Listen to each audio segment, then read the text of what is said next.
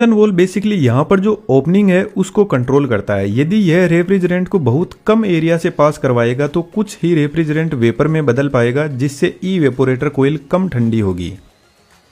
और जितना ज़्यादा रेफ्रिजरेंट यहाँ से पास होगा उतना ही रूम टेम्परेचर डाउन होता जाएगा। वॉल में ऊपर की तरफ एक डायफ्राम लगा रहता है और यही डायफ्राम इस रोड के थ्रू यहाँ से फ्लो हो रहे रेफ्रिजरेंट को कंट्रोल करता है। और इस डायफ्राम को कंट्रोल करने के लिए कुछ एक heat sensing device evaporator coil के बाहर की तरफ एग्जिट पर लगी रहती है। इसमें एक लिक्विड होता है जो काफी हीट सेंसिटिव होता है और इस हीट सेंसिंग डिवाइस के लगाते ही एक्सपेंशन वॉल का नाम बदलकर हो जाता है थर्मल एक्सपेंशन वॉल। मान के चलते हैं आपने एसी को 16 डिग्री सेंटीग्रेड पर सेट कर रखा है। जैसे ही रूम का टेम्परेचर 18 डिग्री सेंटीग्रेड पर पहुंचेगा तो इस हीट सेंसिंग डिवाइस में जो लिक्विड है वह गर्म होकर वेपर में बदलेगा और डायफ्राम के ऊपर फोर्स लगाएगा, जिससे ज्यादा रेफ्रिजरेंट पास होगा और कोइल ज्यादा ठंडी होगी। कोइल ज्यादा ठंडी होगी तो रूम की हीट को ज्यादा एब्जॉर्ब करने लगेगी और इस हीट से कोइल के अंदर जो पूरा रेफ्रिजरेंट है वह वेपर में बदलने लग जाएगा और हमारा कंप्रेसर एकदम सेफ रहेगा।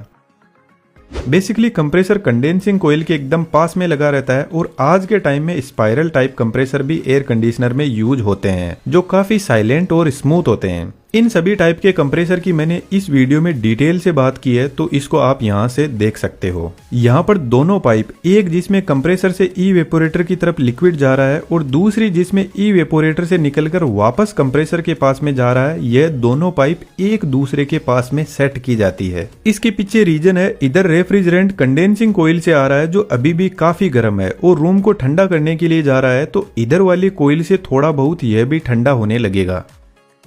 और इधर वाली कोइल से रेफ्रिजरेंट कंप्रेसर के पास जा रहा है तो यह गर्म होकर पूरी तरीके से वेपर में बदलने लगेगा, जिससे ओवरऑल एयर कंडीशनिंग की एफिशिएंसी बढ़ती है। अब एक सबसे इंपॉर्टेंट क्वेश्चन, वीडियो को पॉज करके कमेंट में जरूर से लिखना, क्या आप बता सकते हो कि यहाँ पर कौन सी डिवाइस है जो कूलिंग को कम ज्यादा कर रही है? यदि आपका आंसर थर्मल एक्सपेंशन वॉल है तो आप गलत हो। थर्मल एक्सपेंशन वॉल बेसिकली यह डिसाइड करता है कि कंप्रेसर के पास में लिक्विड पूरी तरीके से गैस में बदल कर ही जाना चाहिए। यहाँ पर बेसिकली टेम्परेचर को कंट्रोल हमारा कंप्रेसर ही करता है। जब हम एयर कंडीशनिंग के टेम्परेचर को कम ज्यादा करते हैं तो बेसिकली हम कंप्रेसर की मोटर की स्पीड को कम या ज्यादा कर रहे होते हैं। जितना ज्यादा कंप्रेसर रेफ्रिजरेंट को पंप करेगा उतनी ही ज्यादा कूलिंग होगी।